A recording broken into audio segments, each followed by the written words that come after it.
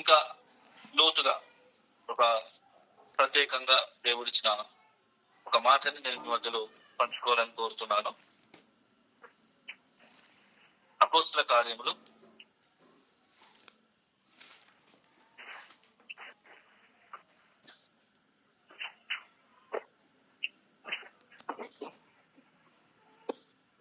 2వ అధ్యాయం దాని యొక్క 40వ వచనాన్ని మనం చదువుదాం. అపోస్తల కార్యములు 2వ అధ్యాయం 40వ వచనం. ఇంకను అనేక విధములైన మాటలతో సాక్ష్యమిచ్చి, మీరు మూర్ఖులకు ఈ తరము వారికి వేరై రక్షణ పొందుడని వారిని హెచ్చరించెను. కాదండి, ఇక్కడ మనం చెప్తున్నటువంటి మాట, ఇంకను అనేక విధములైన మాటలతో సాక్ష్యమిచ్చి మీరు మూర్ఖులకు ఈ తరం వారికి వేరై రక్షణ పొందుడని వారిని హెచ్చరించాను. అక్కడ మూర్ఖులకు ఈ తరం అని చెప్పబడుతున్నప్పుడు దాని పుట్నోట్లో వంకరైన వారు, అంటే వారు స్థిర కాదు, వారి వంకరగా ఉన్న వారి గురించి అక్కడ చెప్పబడుతుంది. అటువంటి వారితో వేరై మనం రక్షణ పొందాలి. ఈ లోకంలో ఈ మూర్ఖులకు ఈ తరం నుంచి మనం వేరై రక్షణ పొందడమే దేవుని యొక్క గొప్ప సంకల్పం. ఇంకా అదే మాటలోనికి మనం కొద్దిగా లోతుగా చూద్దాము. గలతీలకు రాసిన పత్రిక 1వ అధ్యాయము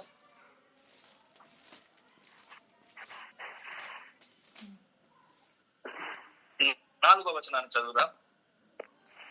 మన తండ్రి అయిన దేవుని చిత్త ప్రకారము క్రీస్తు మనలను ప్రస్తుతపు దుష్టకాలంలో నుండి విమోచింపవలెనని మన పాపముల నిమిత్తం తన్ను తాను అప్పగించుకునేను. ఇక్కడ దుష్ట కాలంలో నుండి అని చెప్పబడుతున్నప్పుడు దుష్ట యుగములో నుండి అని ఫుట్నోట్లో మన కింద కనబడుతున్నది. ఇక్కడ కూడా మనం చూస్తే మనం విమోచింపవాలని మన కోసం మన పాపల నిమిత్తం ఆయన తన్ను తానే అర్పించుకున్నాడు. అయితే ఇక్కడ మూర్ఖులకు ఈ తరం వారికి వేరై మీరు రక్షణ పొందండి. ఒక వ్యక్తి రక్షణ అనుభవం ఎలా ఉంటుందంటే వేరై తను రక్షణ పొందాలి, కలిసిపోయి కాదు. ఇప్పటి వరకు అనేక విషయాలు మనం కలిసిపోయి ఉన్నాం. లోక ఆచారములో, లోక పద్ధతిలో, లోక సాంప్రదాయంలో, మూల పాఠంలో, అనేకమైన ధర్మశాస్త్రములో అన్నిట్లో మనం కలిసిపోయి ఉన్నాం. అయితే ఇక్కడ ఇంకా చెప్పబడుతుంది, ఈ దుష్ట యుగములో నుంచి అదే సమయంలో మూర్ఖులకు ఈ తరం వారికి వేరై మనం రక్షణ పొందాలి. ఒక వ్యక్తి తన జీవితంలో రక్షణ పొందుతున్నప్పుడు తన అనేక విషయాల నుంచి వేరే తను రక్షణ పొందుకుంటాడు. ఒకవేళ మనం వేరు కాలేదు అంటే దాని అర్థం ఇంకా మనకు రక్షణ దొరకలేదని. అయితే వాక్యం ఇంకా దేని నుంచి మనల్ని విడిపించాలని చూస్తున్నది. మనమే జీవము కలిగిన దేవుని ఆలయమై ఉన్నామని మీరు ఎరగరా? మనం ఒక జీవం కలిగిన దేవునికి ఒక ఆలయంగా మనం మార్చబడాలి. ఈ దినములలో జనం మీదకి జనము, రాజ్యాల మీదకి రాజ్యాలు, భూకంపాలు, కరువులు ఇవన్నీ మనం చూస్తున్నాం. యుద్ధముల గురించి, యుద్ధ సమాచారముల గురించి మీరు విందురు. అప్పుడు నా రాకట దగ్గరగా ఉందని మీరు తెలుసుకోవాలి. ద్వారం దగ్గరనే ప్రభు నిలిచి ఉన్నారు. అయితే ద్వారం దగ్గర నిలిచి ఉన్న ఆ ప్రభుని ఎదుర్కోవడానికి నేడు మనం త్వరగా సిద్ధపడి ఉండాలి. బుద్ధిగల కన్యకలు వారు సిద్ధపడ్డారు కనుకనే వారు వెళ్ళిపోయారు. సిద్ధంగా ఉన్న వారిని ప్రభు ఈ లోకంలో నుంచి తన దగ్గరికి పిలుచుకునే సమయం ఆసన్నము కనుక ప్రతి ఒక్కొక్కరు ఈ రాత్రి కాలంలో మనం దుష్ట యుగములో నుంచి, మూర్ఖులకి తరం వారి నుంచి వేరై మనం రక్షణ పొందుకొని దేవుని రాజ్యానికి వెళ్ళడానికి ఒక సిద్ధపాటు ఈ అంత్య దినములో జరగాలి. విగ్రహాలకి జీవం కలిగిన దేవునికి పాలు లేదు కనుక పెళ్లి కుమార్తె తన్ను తాను సిద్ధపరచుకోవాలి. అయితే పెళ్లి కుమార్తె ఎక్కడ సిద్ధపరచుకుంటుంది?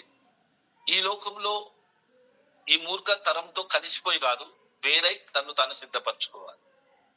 గొర్రెపిల్ల యొక్క వివాహోత్సవ సమయం వచ్చి ఉన్నది కనుక గొర్రెపిల్ల యొక్క భార్య తన్ను తానే సిద్ధపరచుకున్నది కనుక ఉత్సహించి సంతోషించి ఆనందించుడని పరలోకంలో ఒక స్వరం వినబడుతున్నది. ఎవరైతే సిద్ధపడుతున్నారో, ఎవరైతే తన్ను తాను సిద్ధపరచుకున్నారో వారిని బట్టి ఒక రోజున పరలోకంలో ఒక గొప్ప ఆనందం కలగబోతున్నారు.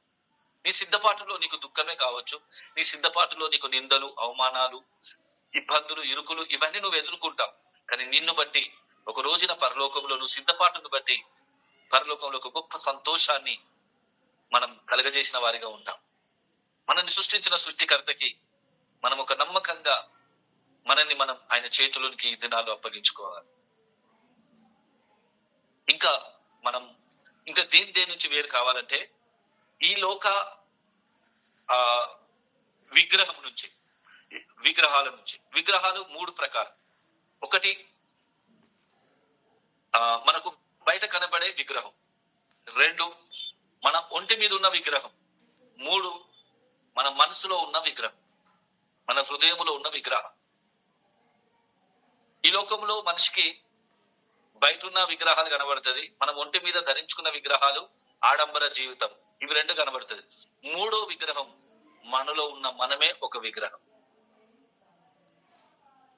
ఈ మనసులో ఉన్న ఈ విగ్రహాలని దేవుడే మన అంతరంగములో అంగీకరించినప్పుడు కూలిపోతుంది. లోపటున్న విగ్రహం కూలిపోయిన మనము బయటున్న విషయాన్ని వదిలిపెట్టడం చాలా ఈజీ అవుతుంది. ఒకవేళ లోపట మనలో ఉన్న విగ్రహాన్ని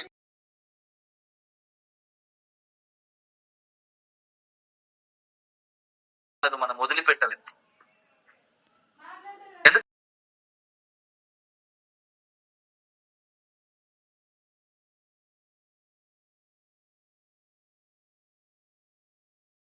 కాపాడుకుంటామో అప్పుడు ఈ ఆడంబర జీవితాన్ని మనం కోరుకుంటాం. ఒక ఆ అసలు ఎందుకు నేను విగ్రహం అన్నాను? ఈ ఒంటి మీద ఉన్న వాటిని నేను ఎందుకు విగ్రహం అంటున్నాను? నేనంటున్నానా? వాక్యం చెప్తుందా? అది మనం వాక్యములోకి వెళ్ళి చూద్దాము. ఆదికాండము 35వ అధ్యాయము 2వ వచనాన్ని మనం చదువుదాము. ఆదికాండము 35 2వ వచనం. యాకోబు తన ఇంటి వారితోనూ తన యొద్దనున్న వారందరితోనూ మీ యొద్దనున్న అన్యదేవతలను పారవేసి మిమ్మును మీరు శుచిపరచుకొని మీ వస్త్రములను మార్చుకొనుడి. మనం లేచి బేతేలునకు వెళ్ళిదాం.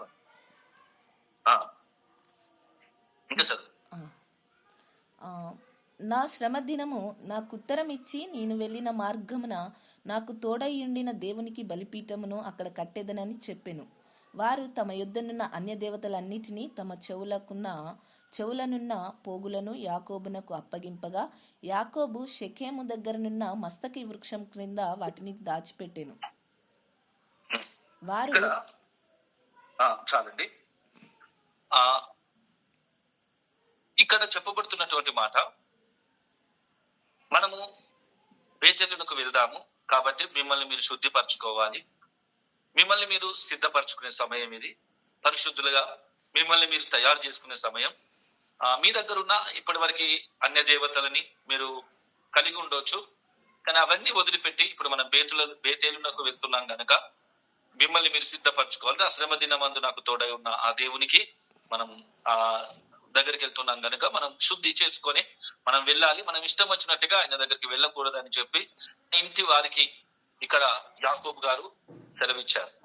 ఆయన చెప్పిన మాట ప్రకారంగా వారి దగ్గర ఉన్న అన్య దేవతలని అన్నిటినీ వారు తీసివేసి వారి చెవులలో ఉన్న పోగులు కూడా తీసివేశారు. ఇక్కడ మీ దగ్గర ఉన్న పరాయి దేవతల్ని తీసేయండి, అన్య దేవతల్ని మీ దగ్గర ఏ దేవతలు అయితే మీ దగ్గర ఉన్నాయో వాటన్నిటిని అన్య దేవతలను పారవేసి మిమ్మల్ని మీరు శుద్ధి చేసుకోనని వారికి చెప్పారు. అయితే వారి దగ్గర ఉన్న అన్య దేవతలను కూడా వారు పడేసినారు. అదే సమయంలో వారి చెవులకున్న పోగులను కూడా తీసి వారు పడేసినట్టుగా ఉంది. యాకోబు వాటిని పూర్తిగా సమాధి చేసేశారు, దఫనాకి. వారిని ఆ మస్తిక వృక్షం కింద వాటిని దాచిపెట్టాను, అంటే దాన్ని ఒక పాతి పెట్టాను. హిందీలో అయితే దఫనా అంటే సమాధి చేయడం. అక్కడ సమాధి చేసినట్టుగా ఉంది వాటిని. అప్పటి వరకు వారి ఒంటి మీద ఉన్న వాటి యొక్క అలంకరణ, అదే సమయంలో వారి దగ్గర ఉన్న విగ్రహాన్ని, ఈ రెండింటిని కూడా వారు సమాధి చేసి వారు ఆ మస్తిక వృక్ష కింద సమాధి చేసి తమను తాము వారు శుద్ధి చేసుకున్నారు. ఇది ఒక పరిశుద్ధపరచబడుకునే ఒక అనుభవం. యాకోబు మాత్రం చెప్పింది విగ్రహాలను తీసేయమని, కానీ వారు తీసింది చెవులకున్న పోగులు తీయమని చెప్పలే. కానీ వారికే తెలుసు ఇది విగ్రహం అని. ఆ టైంలో వారు ఒక దేవతని గాని ఆరాధిస్తున్న సమయంలో వారి దేవతని గుర్తుగా వారి యొక్క అలంకరణ రూపకంగా వారు ధరించుకునేవారు. ఇది అన్యజనుల యొక్క పద్ధతి. కనుక ఇవన్నిటిని యాకోబు చెప్పారు. ఇప్పుడు మనం నాకు శ్రమ దినమంతా ఉత్తరం ఇచ్చి నన్ను నడిపించిన ఆ దేవునికి దగ్గరికి మనం వెళ్తున్నాం కనుక ఇప్పుడు మిమ్మల్ని మీరు శుద్ధి చేసుకోవాలి అని తన కుటుంబంతో చెప్పినప్పుడు తన కుటుంబం వారందరూ ఆయన చెప్పిన విధంగానే పరాయి దేవతను విడిచిపెట్టి ఆ విగ్రహాన్ని వారు విడిచిపెట్టారు. అయితే యాకోబు విడిచిపెట్టి ఇప్పుడు ఎక్కడికి వస్తున్నారంటే ఇవన్నీ మస్తిక వృక్షం కింద పాతి పెట్టి దాని తర్వాత వారు యోసేపు ద్వారా ఐగుప్తు దేశంలోనికి వారు వస్తారు. ఆ శ్రమలు 7 సంవత్సరాలు వారు మంచి పంట పండుతుంది, మరి 5 సంవత్సరాలు వారికి పంట దొరకదు, అప్పుడు కరువు కాలం. ఆ టైంలో యోసేపు ద్వారా ధాన్యమును భద్రపరిచి అక్కడ ప్రజలకు తన జాతిని, ఇజ్రాయెల్ ఒక జాతిని కాపాడడానికి దేవుడు యోసేపు ద్వారా అక్కడ ప్రణాళిక వేసినారు. అయితే వీరు కానాన్లో ఉన్నప్పుడు వాటిని మొత్తం కూడా వారిని సమాధి చేసేశారు. వారికి అలంకరణ లేదు. యాకోబు 70 మందితో ఎప్పుడైతే ఐగుప్తు దేశంలోనికి వస్తున్నారో, యోసేపు ద్వారా ఐగుప్తు దేశంలో ధాన్యం దొరుకుతుందని వస్తున్నారు. ఆ టైంలో ఈ 70 మంది యాకోబు యొక్క సంతానం వీరందరూ కూడా అన్ని గోత్రముల వారు అందరు కూడా వస్తున్నప్పుడు వారికి అలంకరణ లేదు. అలంకరణ ఆల్రెడీ అక్కడ సమాధి చేయబడింది. మస్తీక వృక్షం కిందనే అలంకరణ అయిపోయింది. కానీ మరలా ఏమైపోయింది, ఐగుప్తులో వారు బానిసలుగా ఉన్న సమయంలో అక్కడున్న మళ్ళీ సాంప్రదాయాలను మళ్ళీ వారు పాటించడం, ఐగుప్తులో ఉన్న ఆ ప్రభావానికి, ఆ యొక్క టార్చర్ కి లొంగిపోయి మళ్ళీ అక్కడ ధరించుకున్నారు. అక్కడున్న ప్రభావంకు అక్కడ బానిసత్వంలో వెళ్ళిన కారణాన్ని బట్టి ఇప్పుడు వాళ్ళు మరలా అక్కడున్న ఆచార పద్ధతులన్నిటినీ మరలా వారు చేయడం ప్రారంభించారు. అందుకే వారు ఎర్ర సముద్రము దాటి వెళ్ళిపోతున్నప్పుడు, అరణ్య మార్గంలో పోతున్నప్పుడు వారు దూడను తయారు చేసింది వారికి ఉన్న అలంకరణను బట్టి ఆ దూడను తయారు చేశారు. అందుకే మీ చెవులో ఉన్న పోగులన్నిటిని కూడా తీసి ఇయ్యుడు అని అహరోను ఎప్పుడైతే చెప్పినారో ఆ అహరోను అవన్నీ తీసి వేసినప్పుడు దూడ వారి మధ్యలో తయారైపోయింది. ఇది విధంగా అప్పుడు దేవుడిని మీ మధ్యలో నేను దిగివచ్చి నేనేం చేయాలో నాకు తెలియడం లేదు కనుక మీరు వెంటనే మీ దగ్గరున్న ఆ యొక్క అలంకరణ అంతా కూడా మీరు తీసేయండి అని దేవుడు అక్కడ వారికి ఆజ్ఞాపించినప్పుడు అప్పుడు వారు దేవుని యొక్క క్రోపం ఒక రగులుకుంటున్నప్పుడు వారింటిని వారి ఆభరణాలన్నీ కూడా తీసి వారు పారేసినారు. అక్కడ కూడా వారు కానాన్లో ప్రవేశించింది అలంకరణ లేకుండానే వారు ఇప్పుడు మనం చూస్తే కానాన్లో నుంచి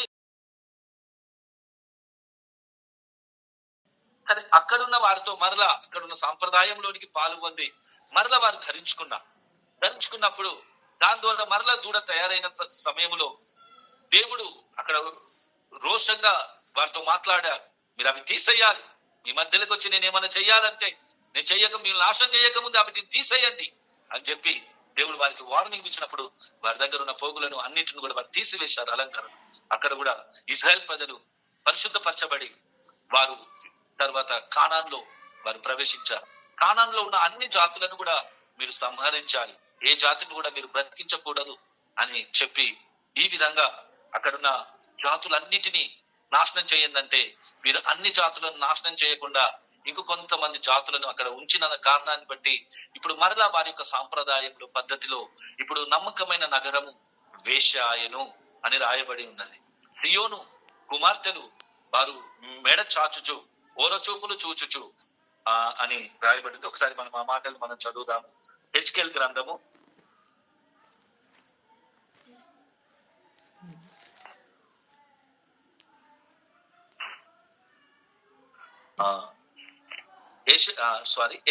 3వ అధ్యాయం, యెషయా గ్రంథం 3వ అధ్యాయం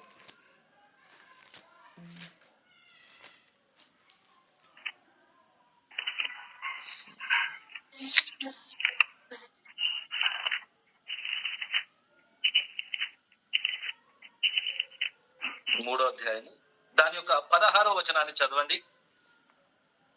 మరియు యెహోవా సెలవిచ్చినదేమనగా, సియోను కుమార్తెలు గర్విష్ఠురాండ్రై మెడ చాచి నడుచుచు ఓరచూపులు చూచుచు కులుకుతో నడుచుచు తమ కాళ్ళ గజ్జలను మ్రోగించుచున్నారు. కాబట్టి ప్రభువు సియోను కుమార్తెల నడినెత్తి బోడి చేయును. యెహోవా వారి మానమును బయలుపరచును. ఆ దినమున యెహోవా గల్లు గల్లుమను వారి పాదభూషణములను, సూర్యబింబ భూషణములను, చంద్రవంకలను భూషణములను, కర్ణభూషణములను, కడియములను, నాణ్యమైన ముసుకులను, కుల్లాయిలను, కాళ్ళ గొలుసులను, వడ్డానములను, పరిమళ ద్రవ్యపు భరిణెలను, రక్షరేకులను, ఉంగరములను, ముక్కు కమ్ములను, ఉత్సవ వస్త్రములను, ఉత్తరీయములను, పైటలను, సంచులను, చేతి అద్దములను, సన్నపు నారతో చేసిన ముసుకులను, పాగాలను, శాలువలను తీసివేయును.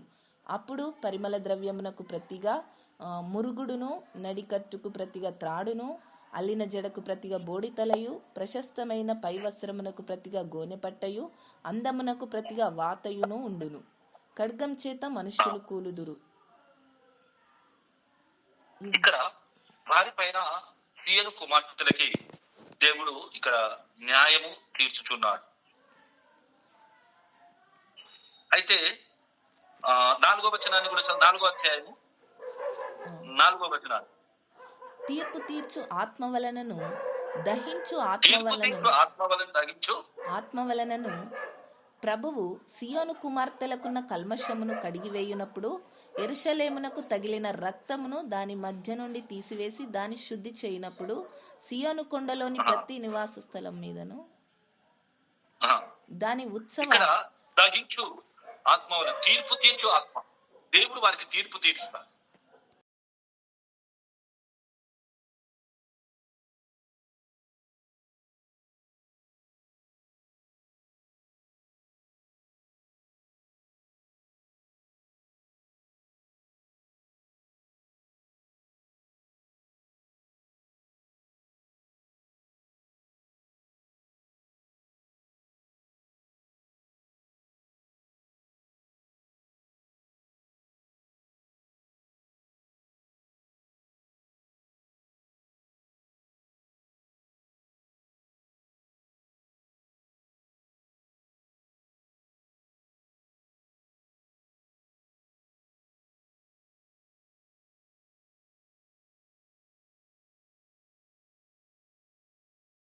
ఈ అలంకరణతో దేవుడు తన బిడ్డలని చూడాలని ఇష్టపడడం లేదు. మన బాహ్య అలంకరణ కాదు గాని మన అంతరంగం యొక్క స్వభావమును అలంకరించుకోవాలని, అంతరంగ పురుషుణ్ణి అలంకరించుకోవాలని, అది దేవుని దృష్టికి ఎంతో విలువైనదని వాక్యము, లేఖనాలు మనకు సెలవిస్తున్నాయి. అదే సమయంలో ఇంకొక మాట కూడా చదవండి. హెజ్కేల్ గ్రంథము ఆ ఉగ్రత దినమందు ఎట్లుంటది, 7వ అధ్యాయము 19వ వచనం.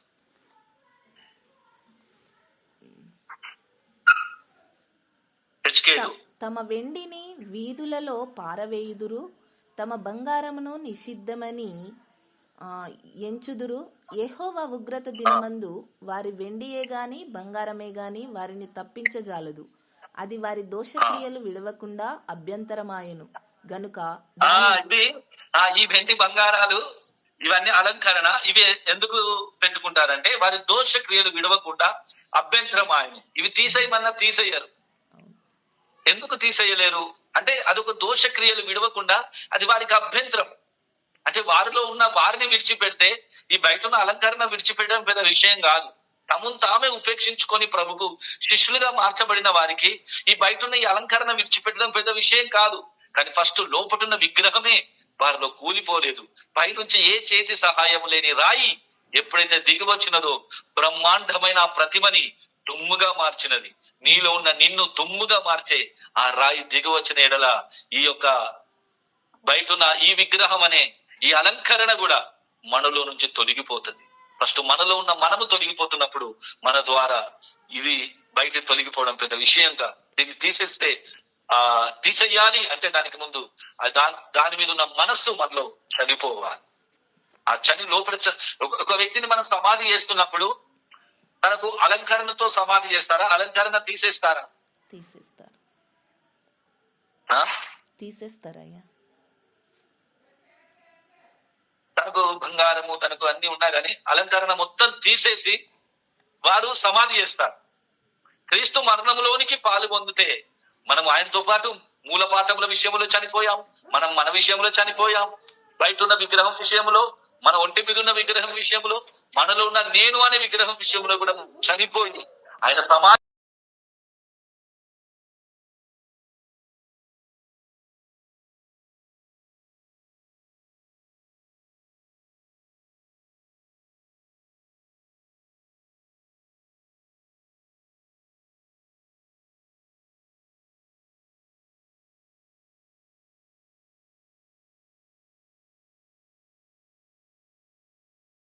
ఎందుకనగా లోకము ప్రభుని ద్వేషించింది, అది మిమ్మల్ని కూడా ద్వేషిస్తుంది.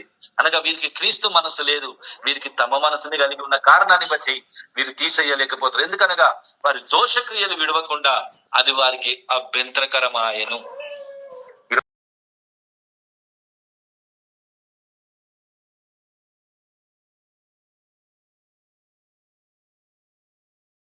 మళ్ళీ నాయ్యా. 19వ. తమ వెండిని వీధులలో పారవేయుదురు, తమ బంగారమును నిషిద్ధమని ఎంచుదురు. యెహోవా ఉగ్రత దినమందు వారి వెండియే గాని ఇప్పుడు ఇప్పుడు ఇప్పుడు ఎంచరు, ఇప్పుడు నిషిద్ధమని ఎంచరు. కానీ ఒక రోజున ఒక సమయం రాబోతుంది, ఆ సమయంలో ఇది వేస్ట్ అంటారట వారే. ఇప్పుడు అలంకరించుకున్న వారందరూ ఒక రోజు ఏమంటారు? ఉగ్రత దినమందు ఈ అలంకరణ వేస్ట్ అంటారు. కానీ ఆ దినం అప్పుడు వేస్ట్ అంటే అప్పుడు రక్షణ లేదు. కానీ ఇప్పుడే నీకు అది ఒక చెత్తగా కనబడాలి, ఒక పెంటగా కనబడాలి. ఏమేమి నాకు లాభకరమైనదో వాటిని నష్టపరుచుకొని పెంటతో సమానంగా ఎంచుకొని నేను క్రీస్తుని సంపాదిస్తున్నాను. ఈరోజు పెంటతో సమానంగా ఎంచుకోరు, కానీ ఒక రోజున ఒక దినము రాబోతున్నాడు. ఉగ్రత దినమందు వారి వెండియే గాని వారి బంగారమే గాని అవన్నిటిని వారు పెంటగా ఎంచుతారు, నిషిద్ధమని ఎంచుతారు వారు. ఎందుకంటే వారిని తప్పించజాలదు. ఆ ఉగ్రత, దేవుని యొక్క మహా ఉగ్రత నుంచి వారిని తప్పించలేదు. ఇంకా సంఘము తీర్పులోకి వచ్చేది కాదు, తీర్పు తీర్చేది సంఘము. మనం పరిశుద్ధులకు కూడా తీర్పు తీరుస్తాం, దేవదూతలకు సైతం తీర్పు తీరుస్తాం. అది సంఘము. ఎందుకంటే ఈ లోకములో ఎవరైతే ప్రభునందున్నారో వారికి ఏ శిక్షా విధియు లేదు. ఒక వ్యక్తి ప్రభులో వస్తున్నప్పుడు ఆ వ్యక్తి మీదకి వచ్చే శిక్ష, వచ్చే విషయాలు తనలో ఉండదు. ఎందుకనగా అతను నూతన సృష్టి. ప్రభునందున్న వారు నూతన సృష్టి, పాతవన్నిటిని గతించను, సమస్తము నూతనమాయను.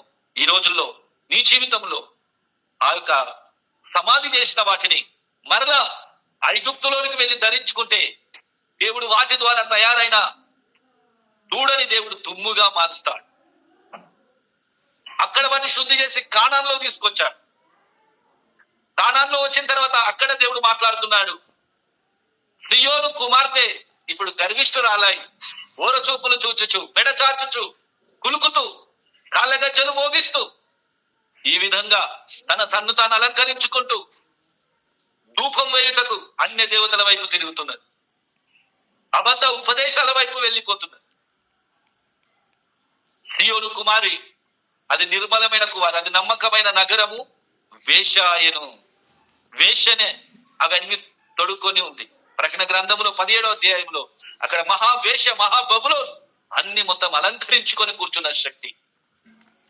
అందుకే నమ్మకమైన నగరము ఇప్పుడు వేశ్యాయను. ఇవన్నీ అలంకరించుకున్న వ్యక్తి దేవుని ఎదుట అతను ఆ వ్యక్తి వేశ్య, కన్యక కాదు. ఇంకొక మాట కూడా చదువుదాం. ఎస్కేల్ గ్రంథము 8వ అధ్యాయము 17వ వచనం కూడా చదవండి. ఎంతయ్యా? 8వ అధ్యాయం. ఎస్కేల్ గ్రంథం 8:17. అప్పుడు ఆయన నాతో ఇట్లా, నేను నరపుత్రుడా, నీవు చూచితివే, యూదా వారు ఇక్కడ ఇట్టి కృత్యములు జరిగించుట చాలదా? వారు దేశమును బలాత్కారముతో నింపుచు నాకు కోపం పుట్టించుదురు, తీగ ముచ్చుకునకు పెట్టుచు మరీ ఎక్కువ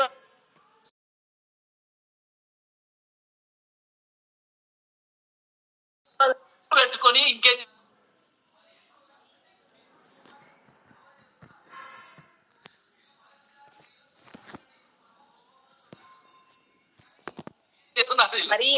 పెట్టుకొని మరి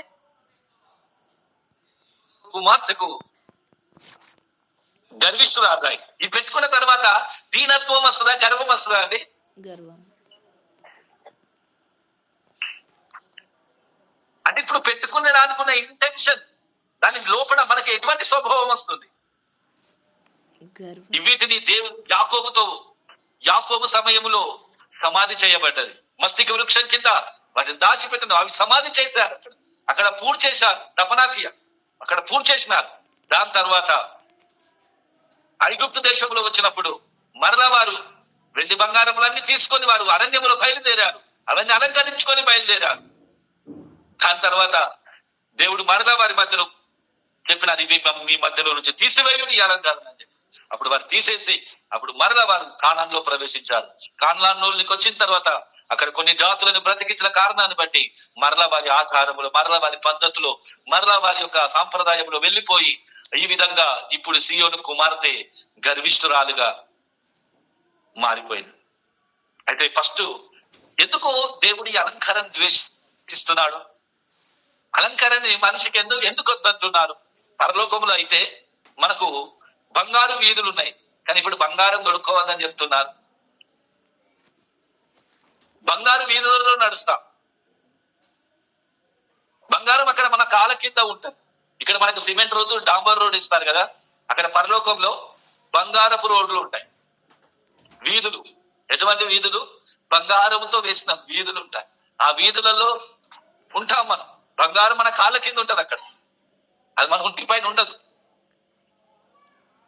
అంటే బంగారు వీధులలో వెళ్ళడానికి మనం సిద్ధపడుతున్నప్పుడు మరి ఎందుకు బంగారం గాని, వెండి గాని, ఇవన్నీ అలంకరణ గాని దేవుడు ఎందుకు వద్దంటున్నారు?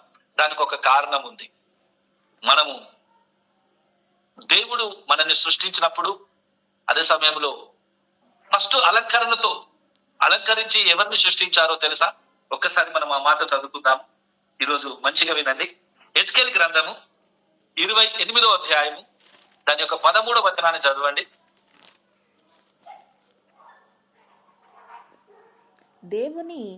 దేవుని తోటయగు ఏదోనులో నీవుంటివి. మాణిక్యము, గోమేధికము, సూర్యకాంతమని, రక్తవర్ణపు రాయి, సులిమని రాయి, మరకతము, నీలము, పద్మరాగము, మాణిక్యము అను అమూల్య రత్నములతోనూ బంగారంతోనూ నీవు అలంకరింపబడి ఉన్నావు. నీవు నియమింపబడిన దినం. ఇక్కడ అలంకరింపబడి ఉన్నావు. ఈ అలంకరింపబడ్డది ఎవరు? లూసిఫర్.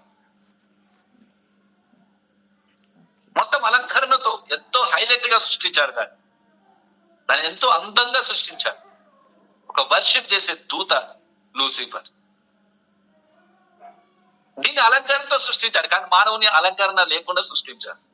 మహిమా వస్త్రములతో తను అలంకరించాడు అంతే, కానీ ఇక్కడ ఇవ్వబడ్డట్టుగా దీనికి ఇవ్వలేదు. ఇవన్నీ ఉన్న కారణాన్ని బట్టి తనలో దీనత్వం రాలేదు, తనలో గర్వం వచ్చింది. అరే, నేను నా స్వరూపములో నా పోలికలో సృష్టిస్తున్న మానవుడు ఈ అలంకరణ బట్టి మరలా గర్విస్తాడని ఏం చేశాడు? అలంకరణ లేకుండానే తనకు మహిమా వస్త్రంతో, దేవుడు మహిమా ప్రభావంతో తను సృష్టించినాడు.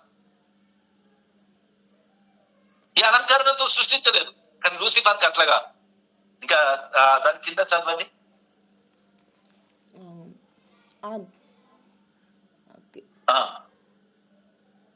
గ్రోవులు వాయించువారును, ఇది నీవు నియమింపబడి దేవుని తోటయగు ఏదేనులో నీవుంటివి. మాణిక్యము, గోమేధికము, సూర్యకాంతమని, రక్తవర్ణపు రాయి, సులిమని రాయి, మరకతము, నీలము, పద్మరాగము, మాణిక్యము అను అమూల్య రత్నములతోనూ బంగారంతోనూ నీవు అలంకరింపబడి ఉన్నావు. నీవు నియమింపబడిన దినమున పిల్లన గ్రోవులు వాయించువారును నీకు సిద్ధమైరి. అభిషేకము నొందిన కెరూబువై యొక్క ఆశ్రయముగా నీవుంటివి. అందుకే నేను నిన్ను నియమించి తిని. దేవునికి ప్రతిష్ఠింపబడిన పర్వతం మీద నీవుంటివి. కాలుచున్న రాళ్ల మధ్యను నీవు సంచరించుచుంటివి. నీవు నియమింపబడిన దినము మొదలుకొని పాపము నీయందు కనబడు వరకు ప్రవర్తన విషయంలోనూ నీవు యథార్థవంతుడవుగా ఉంటివి. అయితే నీకు కలిగిన విస్తారమైన వర్తకం చేత లోపల నీవు అన్యాయం పెంచుకొని పాపం చేయుచు వచ్చితివి గనక దేవుని పర్వతం మీద నీవుండకుండా నేను నిన్ను అపవిత్రపరిచితిని. ఆశ్రయముగా ఉన్న కెరూబు కాలుచున్న రాళ్ల మధ్యను నివికను సంచరింపవు. నిన్ను నాశనం చేసి తిని. నీ సౌందర్యము చూచుకొని నీవు గర్వించిన వాడవై ఏం చేశాడు? గర్వించాడు. అంటే ఈ అలంకరణ బట్టి ఫస్ట్ ఎవరికి గర్వం వచ్చింది? లూసిఫర్. ఫస్ట్ దేవుడే సృష్టించాడు అలంకరణతో దూతని.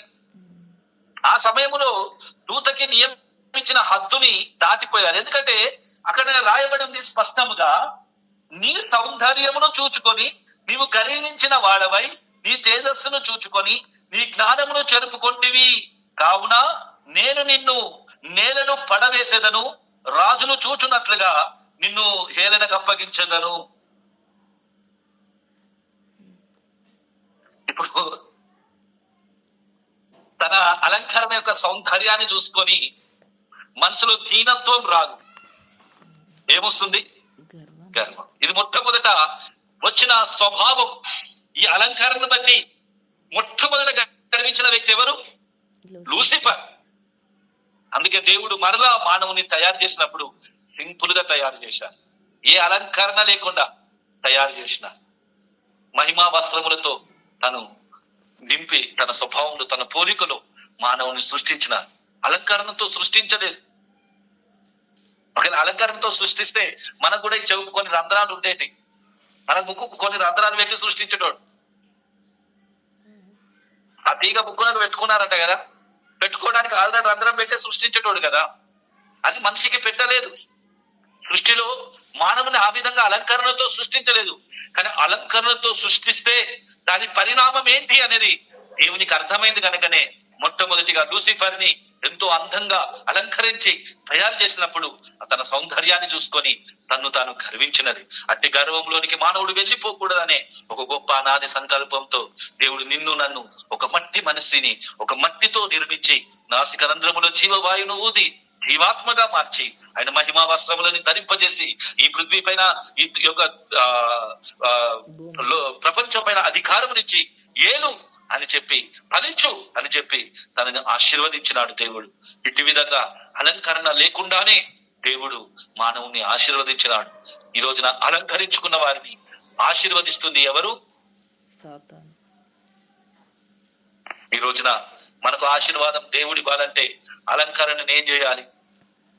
యాకోబు ఎట్లయితే తను తాను తన కుటుంబాన్ని పరిశుద్ధపరచడానికి ఇవన్నిటిని విడిచిపెట్టండి అని చెప్పినాడు, మిమ్మల్ని మీరు పరిశుద్ధపరచుకోవడానికి దీన్ని విడిచిపెట్టాలి. ఎందుకనగా అది ఒక విగ్రహం, అది ఒంటి మీద ఉన్న విగ్రహం, అది సైతాను స్వభావాన్ని మనలో నింపే అలంకరణ. అది ఆ అలంకరణతో దేవుడు నిన్ను నన్ను సృష్టించలేదు. అందుకే నిజమైన సత్యం ఏమనగా నీలో ఉన్న నిన్ను, నీ ఒంటి పైన ఉన్న విగ్రహాన్ని, బయట ఉన్న విగ్రహాన్ని, ఈ మూడిటి నుంచి నిన్ను మూర్ఖమవి తరము నుంచి వేరు చేసి, ఈ దుష్ట యుగము నుంచి నిన్ను వేరు చేసి నిన్ను రక్షించడమే దేవుని యొక్క సంకల్పం. నా మాట ఎంతమంది లోపల అర్థమవుతుందో దీని డెప్త్ తెలుసుకోవాలి. దేవుడు ఎన్నుకున్న ఒకే జాతి ఇశ్రాయేల్. ఆ ఇశ్రాయేల్ కూడా అలంకరణ లేకుండా యాకోబు సమయంలో అది సమాధి చేయబడ్డది. దాని తర్వాత ఐగుప్తులో నుంచి బయలుదేరుతున్నప్పుడు మరలా అలంకరణతో వారు బయలుదేరినారు.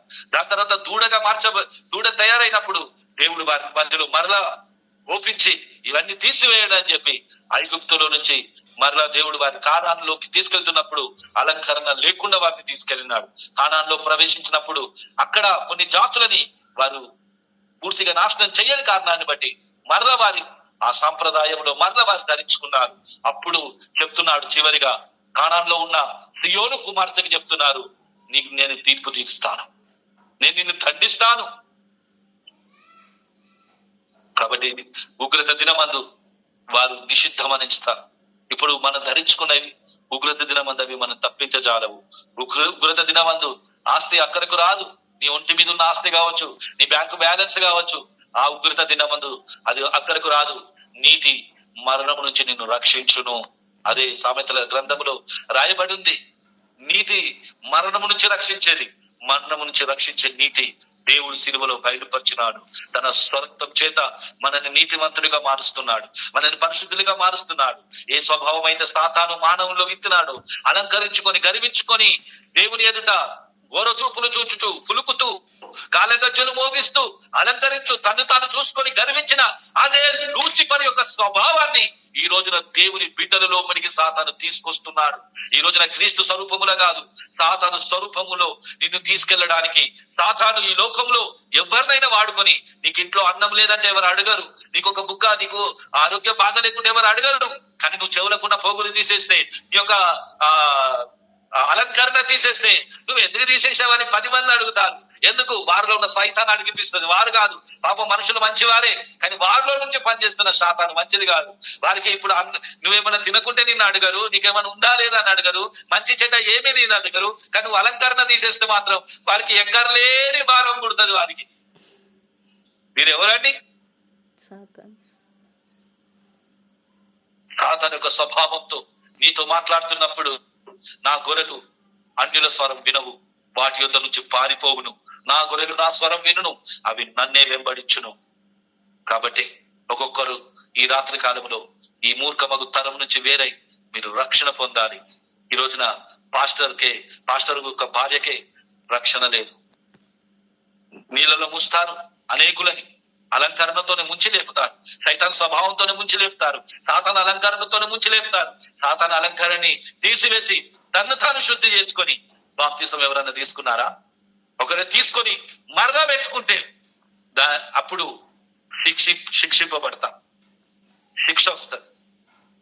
మళ్ళీ బాప్తిసం కాదు, మళ్ళీ మారవలసి ఉంది, దేవుని శిక్షలో పాల్గొంది, శుద్ధి చేయబడాలి. ఒకటే బాప్తిసం.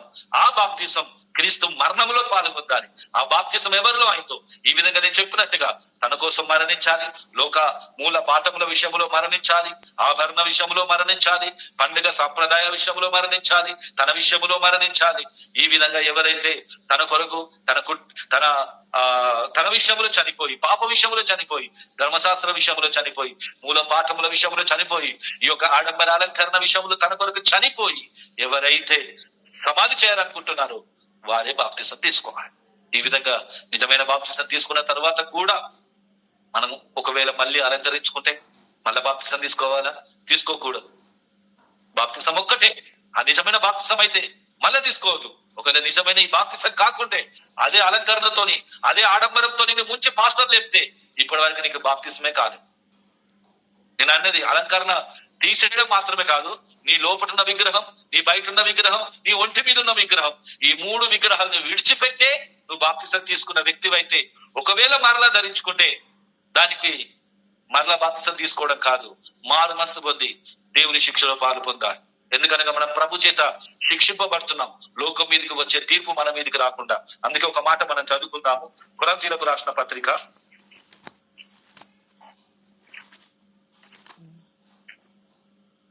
1 కొరింథీయులకు రాసిన పత్రిక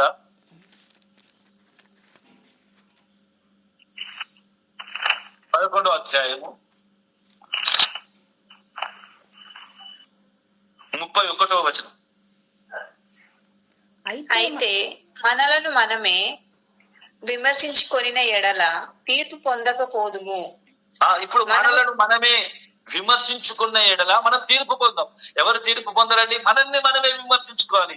నేను ఇవన్నీ ధరించుకుని ఇవి కరెక్ట్ కాదని నన్ను నేనే విమర్శించుకున్న ఎడల నేను దేవుని తీర్పులోనికి రాను. నెక్స్ట్. మరియు తీర్పు పొందిన ఎడల లోకముతో పాటు మనకు శిక్షా విధి కలగకుండునట్లు ప్రభువు చేత శిక్షింపబడుచున్నాము. ఇప్పుడు మనం ప్రభు చేత శిక్షింపబడాలి. ఈ లోకంలో నీవు మరలా దేవుని కుమార్తెని నేను ఎట్లయితే శిక్షిస్తానో, తీర్పు తీరుస్తానో, అట్లా మరలా దేవుడు శిక్షించి శుద్ధి చేస్తాడు. కాబట్టి ఆ శిక్షను పాల్పొందకుండా మనము ఉన్న ఎడల మనం దుర్బీజులమే. తండ్రి చేయి శిక్షను తృణీకరింపకము. అందుకే ప్రభు మనల్ని శిక్షిస్తాడు. మనము మళ్ళీ తప్పిదం చేసినప్పుడు శిక్షిస్తాడు. ఎవరిని? తన కుమారులను, తన కుమార్తెలను శిక్షిస్తాడు. అందుకే తీయను కుమార్తెని నేను మరలా శిక్షిస్తాను, తీర్పు తీర్చు ఆత్మతో వారిని శిక్షిస్తాను, దహించు ఆత్మతో వారిని తీర్పు తీరుస్తాను, శుద్ధి చేస్తాను. ఈ రోజున నిన్ను దేవుడు శిక్షించి శుద్ధి చేయాలని ఇష్టపడుతున్నాను. తెలుసో తెలియకుండా మరలా ధరించుకున్నాను ఎవరైనా ఉంటే అటువంటి వారిని శుద్ధి చేస్తాడు. ఇప్పటి వరకు ఈ నిజమైన బాప్తిసం నీలో కాకుంటే నిజమైన బాప్తిసంలోనికి రావాలి. ఓన్లీ పాస్టర్ నీకు స్నానం చేయించా. బాప్తిసం ఒక్కటే, ఆత్మ ఒకటే బాప్తిసం కొత్త నిబంధన సంఘానికి. అది క్రీస్తు మరణములో పాల్గొంది బాప్తిసం. ఒకవేళ ఈ బాప్తిసం కాకుండా ఏదో నీళ్ళలో మునిగి నేను మారాను అని తీసుకున్నావు, కానీ నేను మరణించలేదు. ఇంకా పాప విషయంలో, నా విషయంలో, లోక విషయంలో, ధర్మశాస్త్ర విషయంలో, మూల పాఠముల విషయంలో, ఆడంబర విషయంలో, అలంకరణ విషయంలో చనిపోకుండా ఇంకా అట్లా నిన్ను ముంచి పైకి లేపాను. పాస్టర్ గారి యొక్క సభ్యత్వం దొరికింది, ప్రభు యొక్క సభ్యత్వం దొరకలేదు. ప్రభు రాజ్యంలో సభ్యత్వం లేదు. కాబట్టి ప్రభుతో యుగ యుగములు జీవించడానికి ఉన్న సభ్యత్వం ప్రభు మరణములో పాల్పొందిన వారికి. అందుకే క్రీస్తు యేసునందున్న వారికి ఏ శిక్షా విధియో లేదు. ఈ రోజున క్రీస్తు లోపలికి రావడానికి దేవుడు నిన్ను నిజమైన బాప్తిసం ద్వారా ఆయన లోనికి నిన్ను తీసుకొస్తున్నారు. దానికి ముందు నీ సిద్ధపాటులో నీ బయట ఉన్న విగ్రహం, నీ ఒంటి పైన ఉన్న విగ్రహం, నీ మనసులో ఉన్న విగ్రహం, ఈ మూడింటి విషయంలో నువ్వు చనిపోయావా. ఎందుకనగా సాతానికి ఫస్ట్ అలంకరణ ఎవరి దగ్గర నుంచి స్టార్ట్ అయింది? లూసిఫర్. సాతాను. లూసిఫర్ కు ఆ అలంకరణ చూసుకొని, ఆ సౌందర్యాన్ని చూసుకొని తన్ను తాను గర్వించింది. అందుకే దాన్ని త్రోసివేశాడు. ఈ రోజున నీలో ఈ అలంకరణను బట్టి నీలో పుడుతున్నది ఏంటి? దీనత్వమా, గర్వమా? మనం క్రీస్తు స్వరూపంలో మారుతున్నామా, సాతాను స్వరూపంలో మారుతున్నామా? సాతాను స్వరూపంలోకి. అందుకే పౌలు గారు అంటున్నారు, క్రీస్తు స్వరూపం మీ అందు ఏర్పడే వరకు నాకు మరలా ప్రసవ వేదన. ఎవరైతే ఈ నిజమైన బాప్తిసంలోనికి పాలు పొందుతున్నారో వారు దినదినము క్రీస్తు స్వరూపంలోనికి వాళ్ళు పాలు పొందాలి. అందుకే కొత్త నిబంధన సంఘానికి ఈ అలంకరణ లేదండి. ఇజ్రాయెల్ ప్రజల్లో కూడా దేవుడు ఒకటే జాతిని ఎన్నుకున్నాడు. ఆ జాతిని దేవుడు ఆజ్ఞ ఇచ్చినారు, ఇవన్నీ తీసేయండి, యాకోబుకు మిమ్మల్ని మీరు శుద్ధి చేసుకో. అప్పుడు యాకోబు తన కుటుంబంతో చెప్పినారు, మిమ్మల్ని మీరు శుద్ధి చేసుకొని మీ వస్త్రములు మార్చుకొని మీ దగ్గర ఉన్న ఆ అన్న దేవతలను తీసి పారవేయండి. అప్పుడు వారి దగ్గర ఉన్న చెవులున్న పోగులను ముక్కుకు ఉన్న అన్నిటిని కూడా తీసేసి వారు శుద్ధి చేసుకొని వారు బేతేలినకు వెళ్ళినారు. ఈ రోజున నీ జీవితంలో దేవుని సన్నిధికి వెళ్ళడానికి, దేవుని మహిమలోనికి వెళ్ళడానికి నీ సిద్ధపాటు ఏంటి? అన్ని అలంకరించుకొని వెళ్తే లూసిఫర్ని ఎలగొట్టాడు, నిన్ను అంగీకరిస్తారా? అలంకరించింది ఎవరు? దేవుడే అలంకరించారు. కానీ ఆ అలంకరణ బట్టి తనలో వచ్చిన స్వభావం ఏంటిది? సాతాను, గర్వం. దేవుడు దీనుడు. అందుకే వాక్యం ఆయన దీన మనస్సు కలిగిన వాడు అంటాడు ప్రభు గురించి. నేను దీనుడను, నేను స్వాత్వికుడను గనక నా కాడి ఎత్తుకొని నా యుద్ధ నేర్చుకొనడి. ఆయన దీనుడు.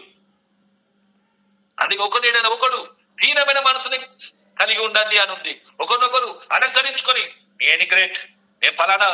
ఎవరైనా పెళ్లికి వెళ్తే నీ సారీ గొప్పదా, నా సారీ గొప్పదా, నేను ఫలానా, నేను సంథింగ్, నేను నీకంటే ఎక్కువగా అలంకరించుకున్నా, నీకంటే ఎక్కువగా నేను పెయింటింగ్ వేసుకున్నా, నీకంటే ఎక్కువగా మేకప్ వేసుకున్నా, ఐబ్రోస్ కడ చేపించిన, మొత్తం అలంకరించుకొని ఈ రోజుల్లో ఎంత గర్వంతో ఓరో చూపులు చూచుచు, కులుకుతూ, మెడచాచుచు, గజ్జలు మోగిస్తూ నడుస్తున్న సియోను కుమార్తెలు కాదా?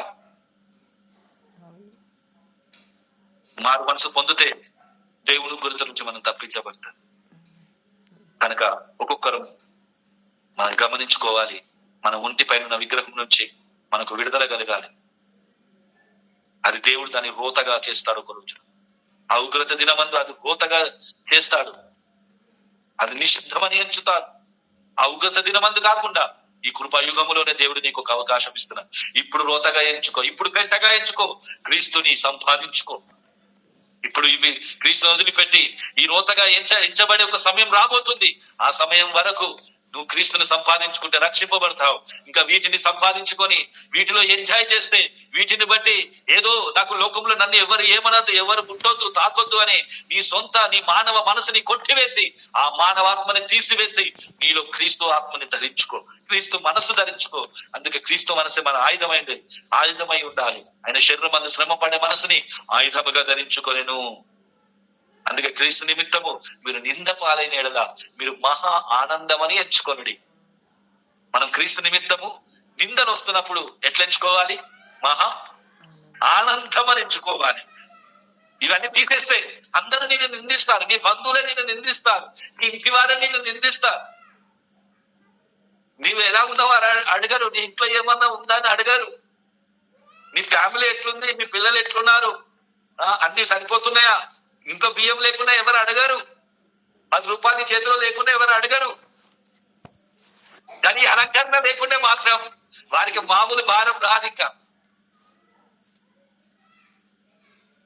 పాపం వారు కాదండి, కానీ వారిలో ఉన్న సైతానికి మంటలేస్తుంది. ఎక్కడే వారిని వాడుకుంటుంది. ఇంకా ఆమె ఎట్లా తీసేస్తుంది? అడుగు, నువ్వు అడుగు. అట్లా సాతాను వారిని ప్రేరేపిస్తుంది. అప్పుడు మనం తెలుసుకోవాలి, అవును ప్రభు, నీ నామ నిమిత్తము మేము నిందల పాలవుతే మేము గొప్ప ధన్యత మాకు ఈ లోకంలో. అప్పుడే మా పరలోకంలో మా ఫలం పెరుగుతుంది. అప్పుడే మా పరలోకంలో మా బ్యాంక్ బ్యాలెన్స్ పెరుగుతుంది. అందుకే మీ కొరకు పరలోకంలో ధనమును సమకూర్చుకొనుడి.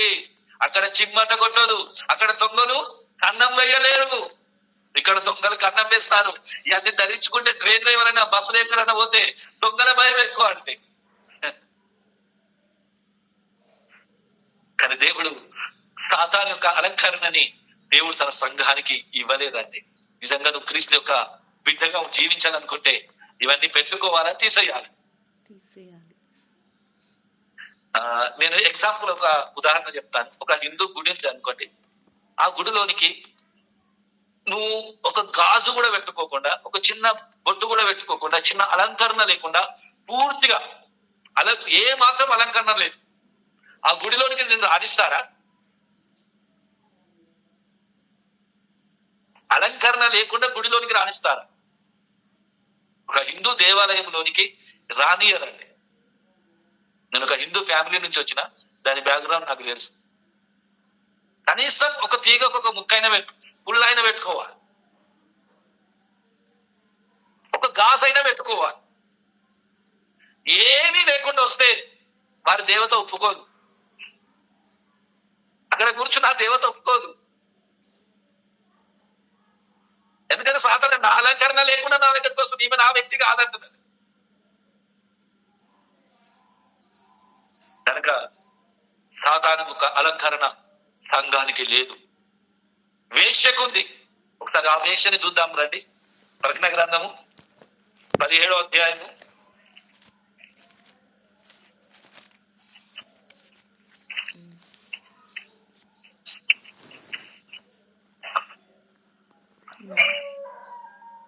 4వ వచనం.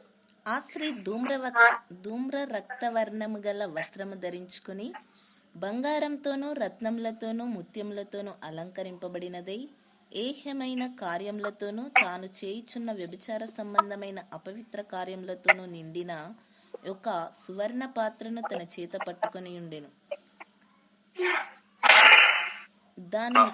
దాని నొసట దాని పేరు ఇలాగూ వ్రాయబడి ఉండెను: మర్మము, వేశ్యలకును భూమిలోను ఏహ్యమైన వాటికి తల్లి అయిన మహాబబులోను.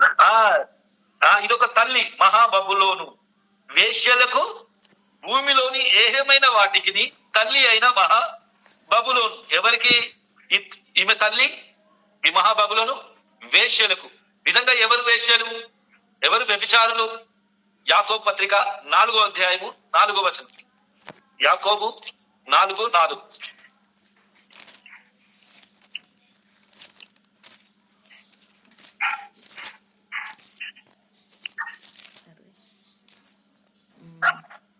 గనుక వ్యభిచారిణులారా, ఈ లోక స్నేహము దేవునితో వైరమని మీరు ఎరుగరా?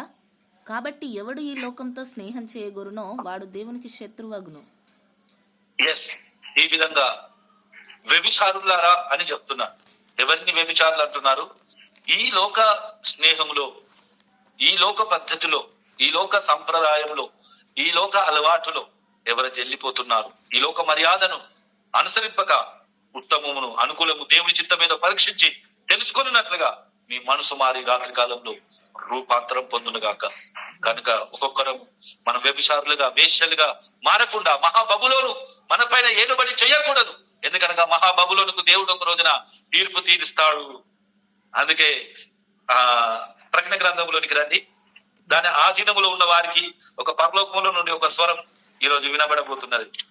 ఒకవేళ తెలుసో తెలియకుండా దాని ఆధీనములోనికి వెళ్ళిపోతే దేవుడు నిన్ను కరుణించి ఒక యోజన, నీ కోసం ఒక ప్రణాళిక సిద్ధపరిచినారు. 18వ అధ్యాయం ప్రకటన గ్రంథము 18:4. మరియు ఇంకొక స్వరము పరలోకము నుండి ఇలాగు చెప్పగా వింటిని: నా ప్రజలారా, మీరు దాని పాపములలో పాలివారు కాకుండునట్లును, దాని తెగుళ్లలో ఏదియు మీకు ప్రాప్తింపకుండునట్లును దానిని విడిచి రండి. దాని పాపములు ఆకాశం అంటుచున్నవి, దాని నేరములను దేవుడు జ్ఞాపకం చేసుకొని ఉన్నాడు. ఇప్పుడు దాన్ని జ్ఞాపకం చేసుకున్నాడు, కానీ ఒక రోజు నిన్ను జ్ఞాపకం చేసుకుంటాడు మళ్ళా దాని ఆధీనంలో ఉంటే. అందుకే ప్రజలకు ఒక అవకాశాన్ని అక్కడ ఇవ్వబడుతుంది. పరలోకములో నుండి ఒక స్వరం ఇలాగ చెప్పుట వింటిని: నా ప్రజలారా, మీరు దాని పాపములో పాలివారు కాకుండానట్లుగా, దాని తెగులలో ఏది మీకు ప్రాప్తింపకుండానట్లుగా దాన్ని విడిచి రండి. పట్టుకొని రండి కాదు, ఎలా రావాలి? విడిచి రండి. ఈ రోజున దాని అలంకరణ విడిచిరండి, దాని స్వభావాన్ని విడిచిరండి, దాని యొక్క గర్వాన్ని విడిచిరండి, దాని స్వార్థాన్ని విడిచిరండి, దాని ఓర చూపులు చూసే ఆ మనస్తత్వాన్ని, కులుకుతూ నడిచే మనస్తత్వాన్ని, కాలగజ్జలు మోగిస్తూ చూపించుకుంటూ ఆడంబర జీవితాన్ని చూపించుకుంటూ గర్విస్తూ నడిచే ఆ స్వభావాన్ని విడిచిరండి. అది మహాబబులుడు వేశ్య. అందుకే తన ప్రజలకు ఒక అవకాశాన్ని దేవుడి రాత్రి కాలంలో ఇస్తున్నారు మీకు. దాన్ని విడిచిరండి. ఒకవేళ నువ్వు దాని ఆధీనంలో ఉన్నాయి, దాన్ని విడిచిరండి. ఇంకా కింద చెప్తున్నారు, చదవండి. అది ఇచ్చిన ప్రకారము దానికి ఇయుడి, దాని క్రియల చొప్పున దానికి రెట్టింపు చేయుడి. అది కలిపిన పాత్రలోనిది దాని కొరకు రెండంతలు కలిపి పెట్టుది. అది నేను రాణిగా కూర్చుండుదానను, నేను విధవరాలను కాను. అంటే విధవరాలంటే మొత్తం తీసేస్తుంది. అదేమనుకుంటుందంట, నేను విధవరాలను కాను. అంటే విధవరాలంటే దాని అర్థం ఏంటిది? ఏ మాత్రం అలంకరణ ఉండదు.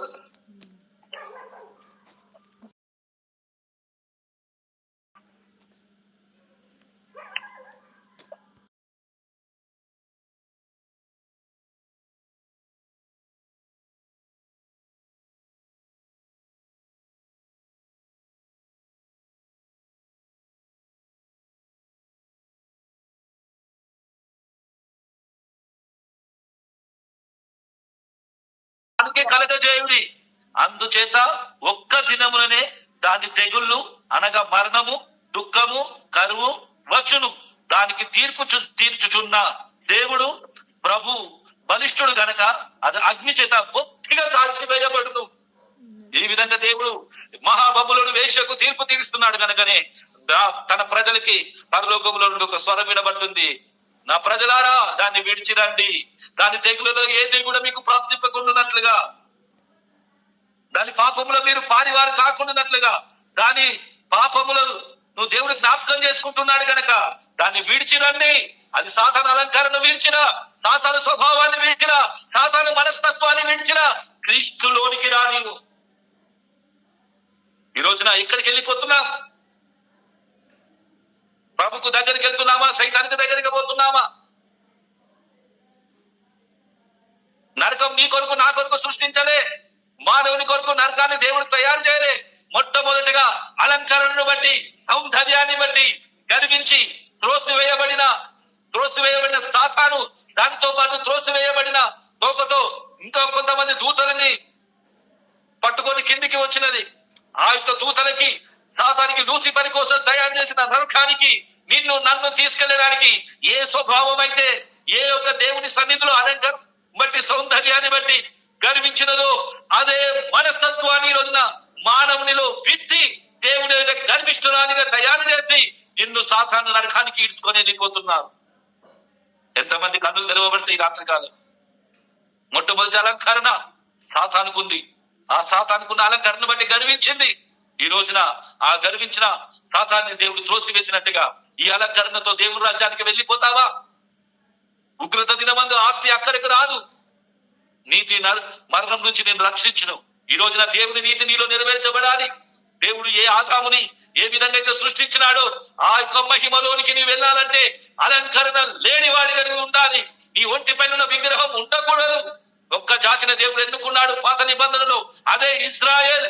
వారి మధ్యలో కూడా దేవుడు ఈ అలంకరణను చూసి మరి ఎక్కువగా కోపం వస్తుంది ఆయనకు. ఈగ ముక్కులకు పెట్టుకొని నాకు మరి ఎక్కువగా వరకు కోపం పుట్టిస్తున్నారు. ఈ రోజున కోపం పుట్టించే వస్తువు, కోపం పుట్టించే స్వభావము, దేవునికి కోపం పుట్టించే మాటలు, దేవునికి కోపం పుట్టించే ఆలోచనలు, దేవునికి కోపం పుట్టించే తలంపులు నీ అంతరంగంలో పూర్తిగా ఖండింపబడి, నీ శరీరం పైన ఈ యొక్క సాతాను యొక్క అలంకరణ పూర్తిగా తీసివేయబడి ఈ అంతరంగములో నువ్వు శుద్ధి చేయబడు. ఈ దేవాలయము జీవం కలిగిన దేవుని ఆలయముగా మార్చబడు. ఈ మందిరాన్ని నువ్వు పాడు చేస్తే దేవుడుగానే నిన్ను పాడు చేస్తాను. కనుక మందిరం పరిశుద్ధమైంది, దేవుని మందిరం పరిశుద్ధమైంది. ఈ రోజున ఒక్కొక్కరిని దేవుడు ఆజ్ఞాపిస్తున్నాడు, అందరూ అంతటా మారు మనసు పొందాలి. ఈ రోజున మారు మనసు లేకుండా, ఈ నిజమైన మారు మనసు లేకుండా పరలోక రాజ్యానికి వెళ్ళలేదు. కనుకనే ఒక్కొక్కరు ప్రార్థించండి, కళ్ళు మూసుకోండి, విన్న మాటల్ని ధ్యానించండి. మీ స్థలములలో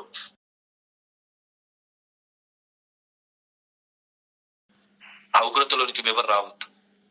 ఈ ప్రభు చేత మనం శిక్షింపబడ్డాం. లోకమందరికి రాబో తీర్పు నుంచి తప్పించబడడానికి ప్రభు చేత మనం శిక్షింపబడాలి.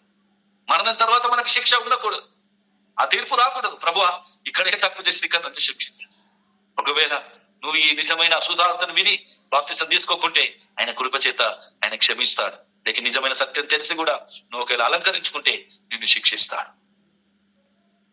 ఈ సత్యం తెలిసిన తర్వాత కూడా నిన్ను నువ్వు అలంకరించుకొని గర్వించుకొని ముందుకెళ్తే దేవుడు నిన్ను శిక్షిస్తాడు. ఆయన శిక్షలో పాల్గొంది శుద్ధులుగా మార్చబడు. ప్రభు రాకడ చాలా సమీపంగా ఉన్నది. యాకోబు దాన్ని సమాధి చేశాడు. మరలా నీ జీవితంలో అలంకరణ జీవితాన్ని, ఆడంబర జీవితాన్ని పూర్తిగా సమాధి చేయాలి. ప్రభు మాటను బట్టి సమాధి చేసిన నీవు ఒక మట్టి మనిషిని బట్టి మరలా దాన్ని మరి ధరించుకోకూడదు. ఎందుకంటే నా స్వరం వినను, అవి అన్యుని స్వరం ఎరగవు, అన్యుల స్వరం అవి ఎరగవు, వాటి వెంబడి వెళ్ళవు, వాటి పద్ధతిలో వెళ్ళవు, వాటి యొక్క భావనలో వెళ్ళదు. ఈ రోజున ఈ లోకము దాని ఆశలన్నీ గతించిపోవచ్చున్నవి. దేవుని చిత్తం జరిగించువాడు నిరంతరం నిలబడతాడు. నువ్వు నిరంతరం ఉండడానికి సిద్ధపడుతున్నావు. నిరంతరం ఉండడానికి ఎంతమంది సిద్ధపడతారు? నేను నిరంతరం ప్రభుతో ఉండాలి. ఈ క్షణకాల జీవితం ఎప్పటి వరకైతే నా హార్ట్ బీట్ ఉందో అప్పటి వరకే నేను, అది ఆగిపోతే లేను. ఈ లోకం నాది కాదు, మనతోటి ఏది రాదు, అంత గాలి మూట. ఇది మనసున బట్టని మాట. కాబట్టి ఒక్కొక్కరు మన జీవితంలో మనం సిద్ధపడదాం. ఈ బయట ఉన్న అలంకరణ, లోపటున్న విగ్రహం, ఒంటి మీద ఉన్న విగ్రహం, బయట ఉన్న విగ్రహం, ఈ మూడి నుంచి మనం వేరే మన రక్షణ పొందాలి. ఈ మూర్ఖమగు తరం వారికి వేరే రక్షణ పొందాలి. కలిసిపోయి నేను రక్షణ పొందాను కాదు. కలిసిపోతే ఇప్పుడు మహావేషకున్న తీర్పు నీ మీదికి రాబోతుంది, ఆ తెగులు నీ మీదికి రాబోతున్నది. కనుక ఒక్కొక్కరు తప్పించుకుందాం. దేవుని తీర్పు నుంచి మనం తప్పించబడదాం. విన్న మాటను బట్టి అప్పగించుకున్న వారు ఎవరైనా ఒకరు ప్రార్థించాలి. ముందున్న సమయాన్ని కుమార్ బ్రదర్ అప్పగిస్తున్నాం. ప్రార్థించి స్తోత్రములు ప్రభా. పరిశుద్ధుడానికి వందనాలు. గొప్ప దేవుడా, మంచి దేవుడా, మహోన్నతుడా, స్తోత్రం. మహాగండానికి స్తోత్రములు తండ్రి, నీకే వందనాలు చెల్లిస్తున్నాం. అవును దేవానికి స్తోత్రం. ఇంతవరకు ప్రభా వాక్యం చేత మా అందరితో కూడా మాట్లాడిన దేవానికి స్తోత్రం తండ్రి, నీకే వందనాలు. మరి మూర్ఖులకు ఈ తరం నుంచి వేరై ప్రభా రక్షణ పొందమని వాక్యం సెలవిస్తుంది. అలాగే దుష్టయుగం నుంచి కూడా ప్రభా విమోచింపవలనని ప్రభా క్రీస్తు కోరుతున్నట్టుగా ప్రభా మరి నీకే స్తోత్రాలు తండ్రి. మరి ఈ దినాన మాతో మాట్లాడిన దేవానికి స్తోత్రం అయా, నీకే వందనాలు ప్రభా. మరి బయట కనిపించే విగ్రహం ప్రభా, ఒంటి మీద మనసులో ఉన్న విగ్రహాలన్నీ కూడా మేము తొలగించుకునే వారిగా ఈ దినాన ప్రభా మాకు నీ కృపను మాకు అనుగ్రహించండి అయ్యా. మారు మనసు దయచేయండి దేవానికి స్తోత్రం. మరి చెప్పిన మాటలన్నీ కూడా ప్రభా మా అందరి హృదయాల్లో కూడా ఫలించి అలంకరణ నుంచి సంపూర్ణంగా విడుదల విమోచన పొందడానికి సహాయంను దయచేయండి అయా. స్తోత్రములు తండ్రి, నీకే వందనాలు ప్రభా. మరి అలనాడు ప్రభా మరి యాకోబు ప్రభా మరి తన సంతానం అంతటి కూడా చెవులకున్న పోగులన్నీ కూడా ప్రభా మరి నీకు స్తోత్రం మస్తకి వృక్షం కింద దాచిపెట్టినట్టుగా ప్రభా మరి వాక్యం సెలవిస్తుంది. దేవా స్తోత్రాలు తండ్రి. మరి నీకే వందనాలు చెల్లిస్తున్నాం. మరి అలంకరణ వర్ణ ప్రభా మరి నీకే స్తోత్రాలు తండ్రి. గర్వం అయ్యా మరి నీకే స్తోత్రాలు తండ్రి, నీకే వందనాలు. మొదటిగా ప్రభా మరి లూసిఫర్ ప్రభా అలంకరింపబడినాడు. దానివల్ల ప్రభా తన సౌందర్యం వల్ల గర్వించి ప్రభా స్తోత్రాలు తండ్రి దేవుని రాజ్యం నుంచి వేరై ప్రభా త్రోసివేయబడ్డాడు. దేవానికి స్తోత్రం. మయానికి వందనాలు. మరి ప్రభా భూమి మీద ప్రభా మమ్మల్ని నీ రూపంలో పుట్టించిన దేవా, మరి అతి సాధారణంగా ప్రభా ఎలాంటి అలంకరణ లేకుండా మమ్మల్ని పుట్టించిన దేవానికి స్తోత్రం. మరి అట్టి విధంగానే మేమందరం కూడా అయా జీవించడానికి సహాయం దయచండి. మరి సాతాను సంబంధించిన ప్రభా అలంకరణ ఏది కూడా మాలోనికి తేకుండగా నీ కృపను దయచేయండి ప్రభా. స్తోత్రములు చెల్లిస్తున్నాం అయ్యా. మరి ఎప్పుడైతే అలంకరించుకుంటారో అప్పుడే ప్రభా మరి సాతాను వారిలో ప్రవేశించినట్టుగా దేవా స్తోత్రాలు తండ్రి. మరి నీకే వందనాలు చెల్లిస్తున్నాం. మరి ఇప్పుడే ఈ క్షణమే ప్రభా అలంకరణని సాతాను నుంచి పరిపూర్ణంగా విడుదల విమోచన దయచేయండి. ప్రతి ఒక్కరిలో కూడా ఈ వాక్యాన్ని ఈ మాటలు ఫలింపచేయండి అయ్యా. నీ ఉగ్రత దినమున ప్రభా అయా స్తోత్రాలు ఉగ్రతకు పాత్రులు కాకుండా దేవా విడుదల పొందడానికి సహాయం దయచేయండి అయా. స్తోత్రములు తండ్రి, నీకే వందనాలు ప్రభా. మరి నీకే వందనాలు చెల్లిస్తున్నాం. వ్యభిచారులారా ఈ లోక వైరం దేవునికి వైరం అని ప్రభా స్తోత్రాలు, లోక స్నేహం మీకు తెలీదా అని ప్రభా మరి మాట్లాడుతున్నావు దేవా స్తోత్రం అయా. నీకే వందనాలు. ఉగ్రత రాకుండా అంతా కూడా విడిచిపెట్టి నా దగ్గరికి ఇప్పుడే రండి అని చెప్పు ప్రభా. ఇప్పుడే ప్రభా మరి మాతో అందరితో మాట్లాడి